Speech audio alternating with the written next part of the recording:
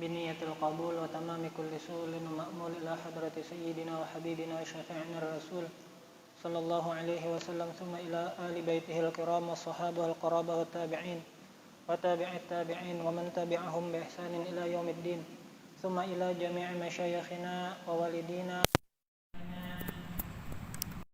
وأزواجنا وذرياتنا وقراباتنا وذوي الحقوق علينا أجمعين ثم إلى جميع إخواننا المسلمين والمسلمات والمؤمنين والمؤمنات الأحياء منهم والأموات بأن الله تغشاهم بالرحمة والمغفرة ويعلي درجاتهم في الدنيا والآخرة ويدخلنا وإياكم الجنة بغير حساب وإلى ما نوى به سلفنا الصالح إلى حضرة النبي وآل النبي وببركة سورة الفاتحة. أعوذ بالله من الشيطان الرجيم. بسم الله الرحمن الرحيم. الحمد لله رب العالمين الرحمن الرحيم مالك يوم الدين إياك نعبد وإياك نستعين اهدنا الصراط المستقيم صراط الذين أنعمت عليهم غير المغضوب عليهم ولا الضالين آمين. Mari sama-sama seperti biasa kita niatkan muzakarah pada hari ini. Bismillahirrahmanirrahim. Nawaitu at-ta'alluma wat-ta'lima wal-ifadata wal-istifadah wal-dzikra wat-tadhkira lillahi ta'ala. Bismillahirrahmanirrahim. Nawaitu an a'takifa fi hadzal masjid sunnatan lillahi ta'ala. A'udzu billahi minasyaitonir rajim. Bismillahirrahmanirrahim. Alhamdulillahi rabbil alamin. Allahumma shalli wa sallim ala sayyidina Muhammadinil amin wa ala alihi wa sahbihi wa sallim ajma'in. Subhanaka la ilma lana illa ma 'allamtana innaka antal alimul hakim. Wala haula wala quwwata illa billahil aliyyil azim al azizil alim adada kulli harfin kataba wa yuktabu abadal abidin wa dahrad dahirin. Radiyallahu anni wa ankum wa an jami'il muslimin. Qala radiyallahu anhu wa nafa'ana bi'ulumihi fid darain amin. Qala syekhuna an-nadhimu rahimahullahu ta'ala yakni as-sayyid Ahmad Marzuki, hum adamun idrisu nuhun huduma salih wa ibrahimu kullun muttaba' lutun wa ismailu ishaqun kada Yaqubu Yusufun wa Ayyubuh tada. Para hadirin dan hadirat yang dirahmati oleh Allah Subhanahu wa taala, pada pertemuan sebelumnya kita membahas tentang kisah Nabi Lut, yang mana sudah biasa kita mendengar tentang cerita kaumnya Nabi Lut. Kalau dalam Al-Quran Surat Hud ayat 72, A'udzu billahi minasy syaithanir rajim. Kanu ya'maluna as-sayyi'at. Kanu ya'maluna sayyi'at. Mereka kaum Nabi Lut itu pekerjaannya katujuh menggawi maksiat. Lalu dalam tafsir Jalalain menjelaskan sayyi'at maksiat yang dimaksud itu apa? Yaitu ityanur rijal fil adbar. Artinya melakukan hubungan sesama jenis, lelaki lawan lelaki, atau kebalikannya binian lawan binian. Akan tetapi di cerita Nabi Lut ini lelaki lawan lelaki. Jadi di dalam Hasyiatus Sawi dijelaskan fala haya'a indahum, pada diri mereka itu tidak ada lagi rasa malu, rasa supan menggawi lelaki sama lelaki, kada tahu disupan lagi. Kalau kita toh menggawi sesuatu nang nyata sudah seberataan memadahkan itu, kada sesuai fitrah, kada sesuai, kada pas lawan fitrah manusia. Di mapa amun lakian lawan lakian mau hifdzun nasal, kan di antara pokok agama, di antara perintah agama itu menjaga keturunan. Menjaga keturunan. Artinya di muka bumi ini supaya manusia itu terus tumbuh. Artinya teruslah ada yang melahirkan. Kalau laki sama lelaki, maka otomatis secara fitrahnya dari mana datang lahir anak. Jadi mereka itu kada tahu disupan lagi. Lalu ulama mentafsirkan, kenapa jadi kada tahu supan ini? Li'tiyadihim laha, karena sudah kebiasaan. Karena sudah kebiasaan. Sekali menggawi liwat ada rasa bersalah pasti Yang kayak kita juga. Kada biasa mengeramput nih. Kada biasa mengeramput. Sekali mengeramput lawan orang pasti ada terbersit dalam hati. Rasa kada nyaman di hati. Rasa bersalah. Pertama. Yang kedua, masih ada Allah Ta'ala memberi hidayah. Masih juga hati itu rasa kada nyaman. Yang ketiga, bakurang sudah ada rasa kada nyaman, akan tetapi sudah mulai terbiasa. Ketiga, keempat, kelima, keenam, liwat sudah menjadi hal yang biasa. Nah, dari sini ulama yang berkecimpung, bergelut dalam bidang pendidikan, di antara karakter manusia itu ada istilah bisa karena terbiasa.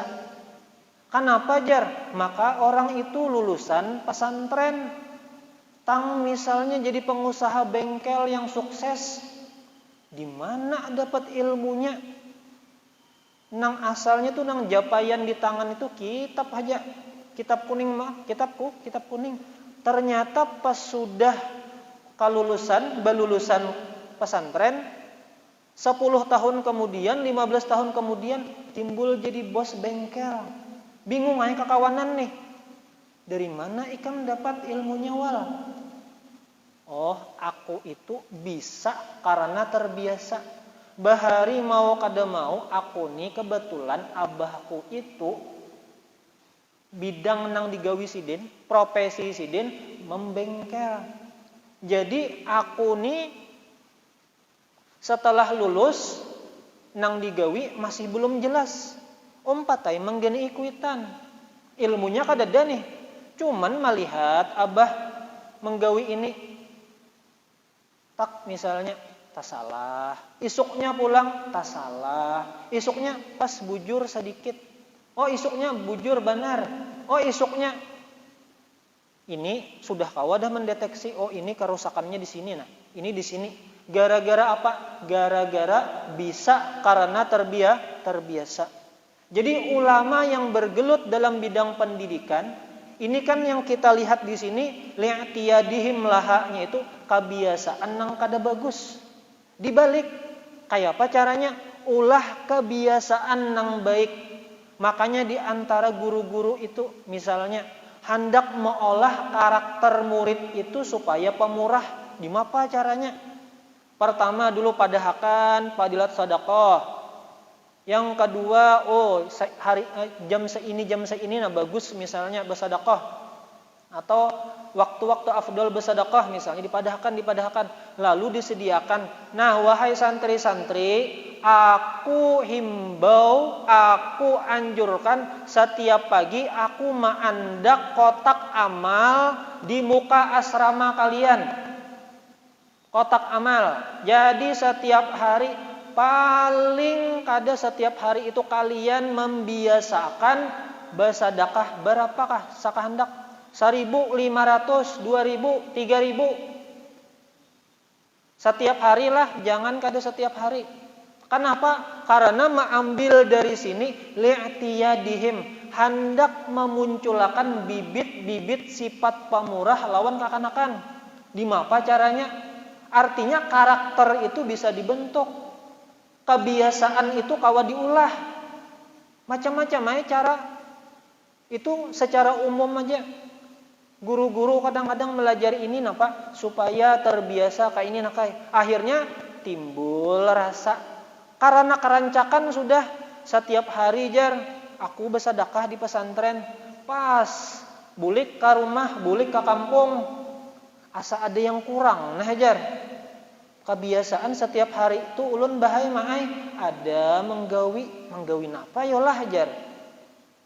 Pas ingat, oh bujur, waktu di pesantren guru melajari hendak menanamakan sifat pamurah sidin setengah mewajibkan.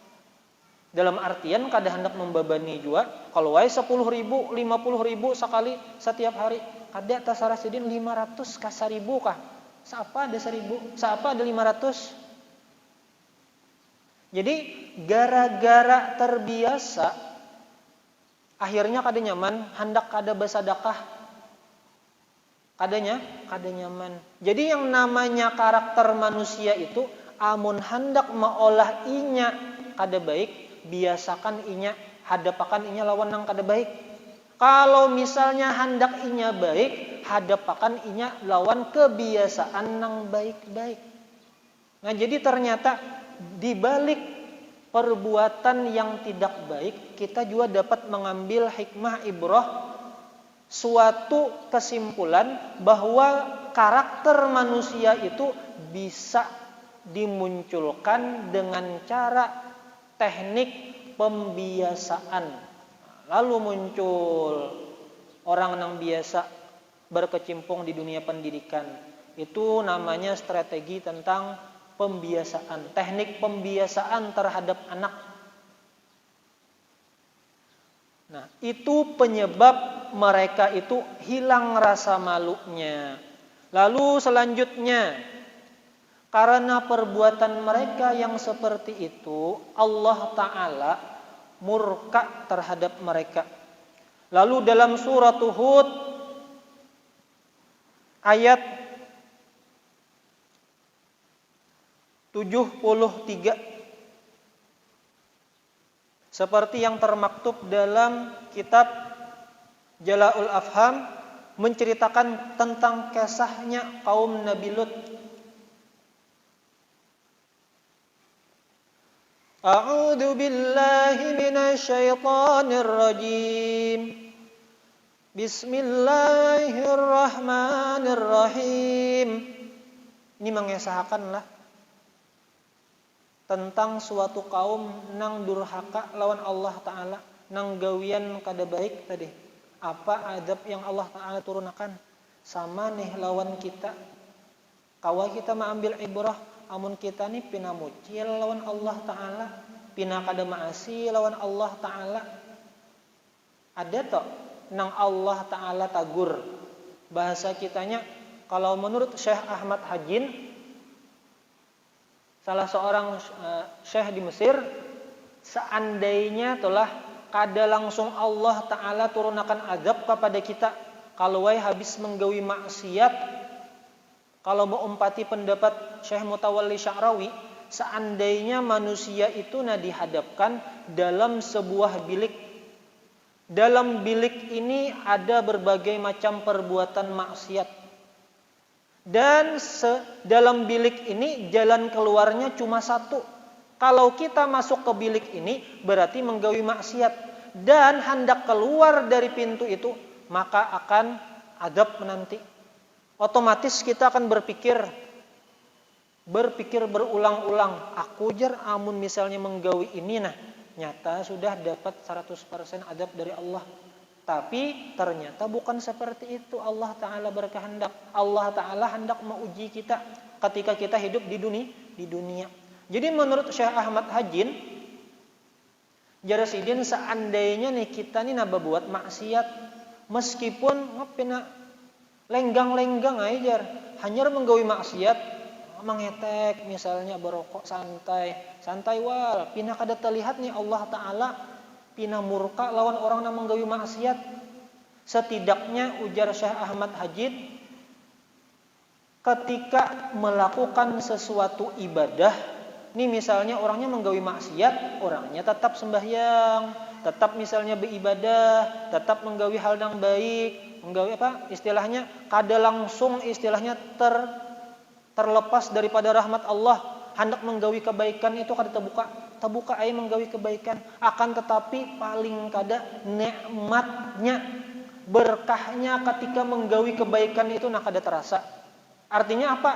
Ketika ke majelis taklim itu rasa hampa aja, kayak ini aja pina kada ada perubahan hati, tetap gusang, tetap pusang, tetap pina merangut.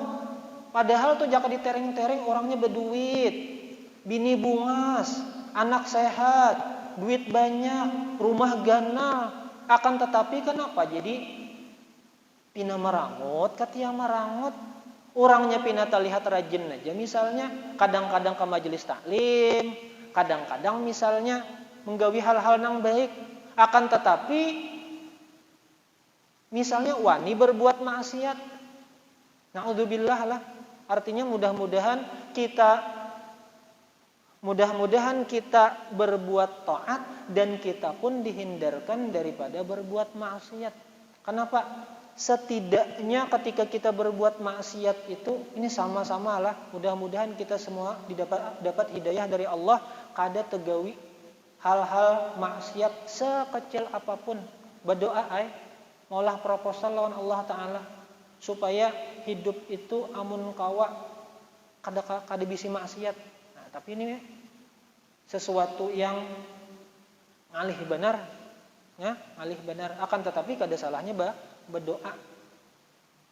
Jadi setidaknya kita kada merasakan manisnya beriman lawan Allah Ta'ala, manisnya mengucapkan salawat lawan Rasulullah, manisnya ini itu dibandingkan orang yang istilahnya hidup sederhana aja, cuman bilang amun tatamu sidin dia bilang tersenyum orangnya, bilang pina happy terus pian Pak Haji.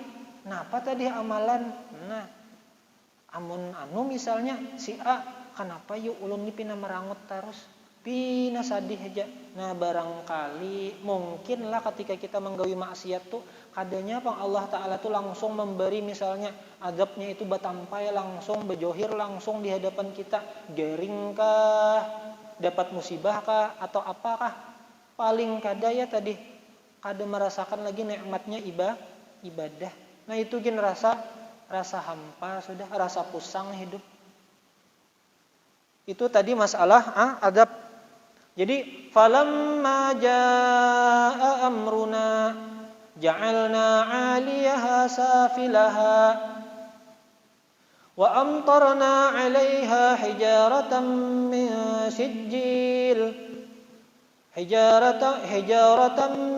sijjilin mandud.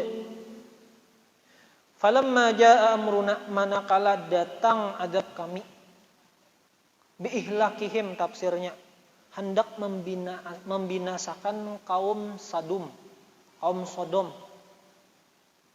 Ja'alna 'aliyaha, kami jadikan kampung mereka, kota mereka, bagian atas kan gedung itu ada tingkat paling tinggi, bagian atasnya safilaha, dibalik, kalau bahasa kita itu malaikat mengambil dengan sayapnya, mengaruk sampai ke akarnya, diangkat ke langit, lalu dibalik kota tersebut dihampasakan ke muka bumi lagi.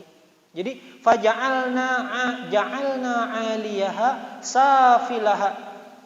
Jadi yang bertugas untuk ma'adab kaum Sodom ini, bi an rafa'aha Jibrilu ilas sama'i wa asqataha maqlubatan ilal ardi. Dan ia jatuhkan, malaikat Jibril mengangkat lalu dijatuhkan dalam keadaan terbalik. Bahasa kitanya tuh bangunan dibalik, digugurkan ke bumi lagi. Ternyata bukan itu aja. Wa amtarna 'alaiha hijaratan min sijil, dan kami hujani di atas kota tersebut hijaratan min sijil, batu api yang berasal dari api neraka. Tinin tubiha binar, batu yang diadon, yang bahasanya apa ya, dilapisi dengan api, batu api mangdud mutatabi'in, bertubi-tubi. Kalau kita bayangkan kayak meteor ya lah, kayak meteor tadi, bertubi-tubi batunya. Ternyata batu-batunya itu musawwamatan 'inda rabbik mu'allamatan 'alaiha ismu may yurma biha. Artinya diberi tanda siapa-siapa. Oh, batu ini bertulisan nama si A, maka si batu ini kada salah alamat, maka gugurnya kepada si A itu juga. Jadi musawwamatan itu diberi tanda oleh Allah Ta'ala, batu-batunya itu kamana hendak mengambil penyawaan siapa dari kaum Nabi Lut tadi. Inda rabbik, di sisi Allah. Wa ma hiya minadh dhalimina biba'id, dan tidaklah itu negeri mereka, kota Sadum, minadh dhalimina, dari orang-orang yang berbuat zalim, biba'id, dengan kota Makkah itu jauh. Kada jauh lawan kota Mekah. Kada jauh lawan kota Mekah, negeri kota Sadum atau negeri Sodom, kaumnya Nabi Lut. Bahkan ada sebuah riwayat yang terdapat dalam kitab Mukasyafatul Qulub, Hukiya, di saat itu ada salah satu penduduk kota Sadum nang gawiannya sama lawan orang, sama gawiannya ketujuh liwat, sesama lelaki melakukan hubungan. Jadi saat itu dia sedang melakukan perjalanan dalam urusan berdagang. Jadi pas berdagang itu dia pergi ke kota Mekkah. Karena memang sudah musawwamatan 'inda rabbik, batunya ini sudah bertulis ngaran si A. Kebetulan si A-nya ini lagi berdagang, berjualan kemana? Ke kota Mekkah. Lalu malaikat mencegah batu itu masuk. Kif, artinya berhenti wahai batu. Irji' min haitsu syi'ta, min haitsu ji'ta. Kembali dari mana tempat kamu berasal. Bebulik. Jangan masuk ke kota Mekkah, karena ini merupakan tanah haram. Babulik artinya mahadang batu itu antara langit dan bumi, batunya mahadang. Sudah ada betanda, sudah nih si A nih batu nih turunnya gasan si A. Selama 40 hari tuntung orang nang kaum Nabi Lut tadi. Tuntung urusan berdagang, keluar dari tanah haram, keluar dari kota Mekah, langsung si batu tadi mendatangi kepada orang yang sudah ditandai tadi oleh si batu. Meninggal. Akhirnya binasa. Maumpati kaumnya. Nah, dari sini kita dapat memahami lah apa itu liwat, apa yang dilakukan kaum Nabi Lut sehingga mereka mendapatkan adab yang seperti ini. Luar biasanya adabnya ini. Oh, karena mereka melakukan kedurhakaan, yaitu diantaranya, yaitu perkara yang menonjolnya adalah perkara liwat. Ityanur rijal fil adbar. Adalah ini kita. Mudah-mudahan jangan sampai kita kaum muslimin dan kaum muslimat, kaum mukminin dan kaum mukminat diberi ujian yang seperti ini. Na'udzubillah. Jadi bahkan Rasulullah pernah bersabda, qala Rasulullah sallallahu alaihi wasallam, akhwafu ma akhafu alaikum. Jadi prediksi Nabi ini sudah adalah gawian kaum Nabi Lut ini, kalau berdasarkan prediksi Nabi, akhwafu ma akhafu alaikum, nang paling aku khawatirkan lawan kalian wahai umatku, ujar Nabi. Amala qaumi Lutin, yaitu gawian kaum Nabi Lut. Naudzubillah, mudahan jangan. Dan Nabi mengucapkan wala'ana man fa'ala fi'lahum salasan, dan Nabi melaknat gawian nang seperti itu 3 kali. Nabi melaknat. La'anallahu man amila amala qaumi Lut. La'anallahu man amila amala qaumi Lut. 3 kali Nabi berucap seperti itu. Artinya, wahai umatku, wahai hamba-hamba Allah, mudahan jangan tegawi. Artinya jangan sampai tegawi gawian kaum Nabi Lut. Diriwayatkan oleh Sayyiduna Ibnu Abbas, Sidin pernah berkata, innal lutiyya, sesungguhnya orang yang menggawi gawian kaumnya Nabi Lut, min ghairi taubatin, amun kada sawat bertaubat, min ghairi taubatin, fa innahu yumsahu fi qabrihi khinziran, maka kelak ketika inya meninggal, lihati kuburnya, ujar Ibnu Abbas, berubah jadi babi. Itu gawian kaum Nabi Lut. Tujuan kita kenapa memadahkan ini? Akibat gawian Nabi Lut ini, mudah-mudahan kita termotivasi jangan sampai tegawi. Mudah-mudahan berdoa lawan Allah Ta'ala, ya Allah, ulun tahuna bahasanya tuh akibat buruk dari perbuatan Nabi Lut, mudah-mudahan pian jaga akan kami ya Allah, jangan sampai kami tak umpat-umpat, anak-anak kami, keturunan kami jangan sampai seikung jangan sampai tegawi nang kaininah. Bahkan ulama itu saking hendak supaya kita itu jangan sampai tegawi perbuatan nang digawi kaum Nabi Lut. Berkata Sufyanus Tsauri terkait pemuda Amrod. Ada istilah dalam fikih itulah Amrod, atau istilah dalam kitab Amrod itu pemuda yang bungas orangnya, putih, atau intinya bungas lah, belum berjenggot. Artinya nyaman dipandang nih, putih, bersih, belum berjenggot, nyaman dilihat. Lain kalau sudah tua. Jadi Sufyan Ats-Tsauri, Sidin itu mempunyai kamar mandi umum.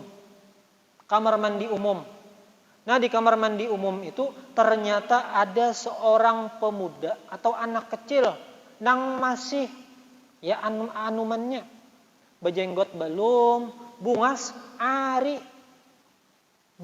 tidak memakai pakaian. Langsung Syekh Sufyan Ats-Tsauri mengatakan, akhriju, keluarkan, jangan dibuat ke pemandian sini. Kenapa? Lalu Sidin langsung menjelaskan sebelum ada muncul pertanyaan. Sesungguhnya aku melihat, amun aku ni melihat ada binian itu seikung hantu seikung syaitan aja nang umpat di binian itu. Tapi aku tadi melihat pemuda yang ganteng, yang Amrod tadi, 10 syaitan ada di sekitarnya. Artinya apa? Bahayanya itu gangguannya melihat lakian bungas, Amrod masih belum berjanggut, klimis, itu syaitan bisa benar membujuk rayu supaya ada syahwat lawan kakanakan itu. Maka kadang-kadang mendengar aja kita berita-berita ya lah. Ada kejadian sodomi, anak kecil disodomi. Karena memang ulama sudah mewanti-wanti. Pemuda Amrod itu perlu istilahnya berhati-hati ya. Jangan sampai terjadi yang seperti ini. Seperti gawian kaum Nabi Lut. Nah, itu tadi adalah akibat yang dimunculkan oleh perbuatan Nabi Lut. Yang mandang ke situ amannya jamnya kada pas ke belakangnya melihat pas. Nah, jadi lalu solusi apa nang ditawarkan oleh agama? Ini Allah Ta'ala sudah memadakan. Nah, gawian kayak ini beuntungnya kada bagus. Gawian kaum Nabi Lot. Nah, sudah terbukti dalam Al-Quran aku padahkan. Nah, kayak ini ajabnya. Lalu bagaimana solusinya? Solusinya yaitu adalah dalam kitab itu solusinya adalah Ghaddul Basar. Belajar, berusaha untuk membiasakan menahan pandangan, menjaga pandangan. Jadi kenapa gerang orang jadi penyebabnya itu bisa tegawi zina? Kenapa orang itu bisa penyebabnya tegawi yang namanya liwat? Pandangan nang kada bejaga. Ini ngalih benar ya lah. Kita sama-sama maklum aja ngalih menjaga pandangan. Tapi maka juga as-sawab ala qadri ta'ab. Pahala itu sesuai dengan kadar capeknya. Semakin sulit, semakin ganal juga pahalanya. Semakin ngalih, semakin banyak juga Allah Ta'ala memberikan fadilatnya. Jadi yaitu dengan cara Ghaddul Basar. Ternyata Ghaddul Basar dan Imam Ghazali itu menjelaskan dalam kitab Sidin. Barang siapa nang kada menjaga pandangannya, maka potensi untuk kada kawa menjaga faradnya itu kecil. Apa istilahnya lah? Barang siapa wa man lam yaqdir hifdhu ainaihi lam yaqdir ala hifdhi farjihi. Itu au kama qala lah, atau mirip-mirip kayak itulah anunya teksnya. Artinya barang siapa nang kada bejaga di pandangan, maka sangat berpotensi sekali farajnya itu kada terjaga. Maka dalam kitab Ad-Da'wat Dawa, Al-Imam Ibnul Qayyim Al-Jauzi itu menjelaskan di antara manfaat Ghaddul Basar itu pertama dulu imtithalu amrillah, karena Allah Ta'ala nang menyuruh. Allah Ta'ala yang menyuruh untuk menjaga pandangan. Sesuai dalam suratun Nur ayat 30. Qul lil mu'minina yaghuddu min absarihim.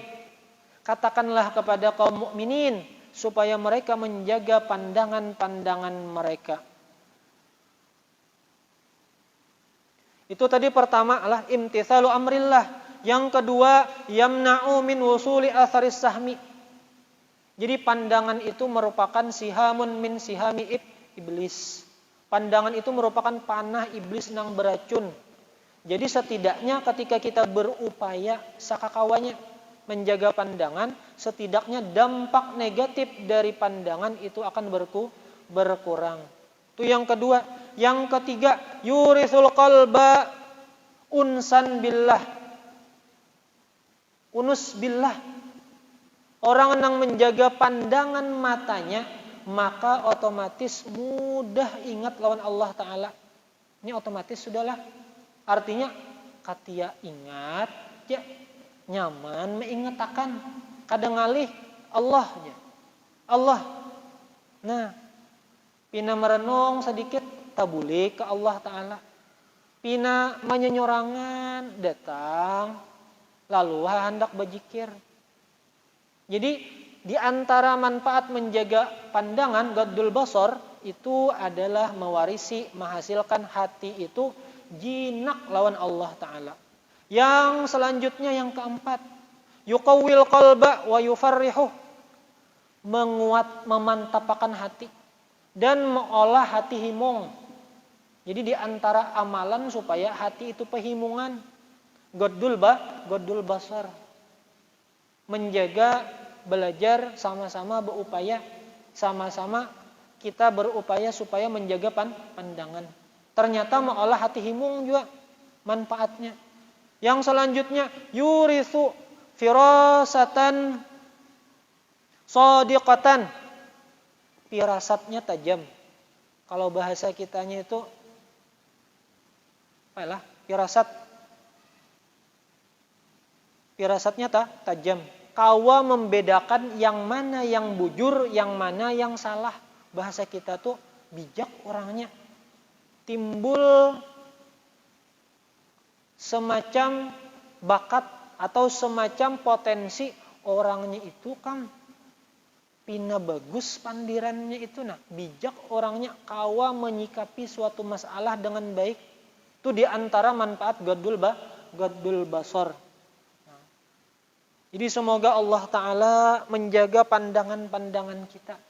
Sehingga Allah Ta'ala jagakan faraj kita.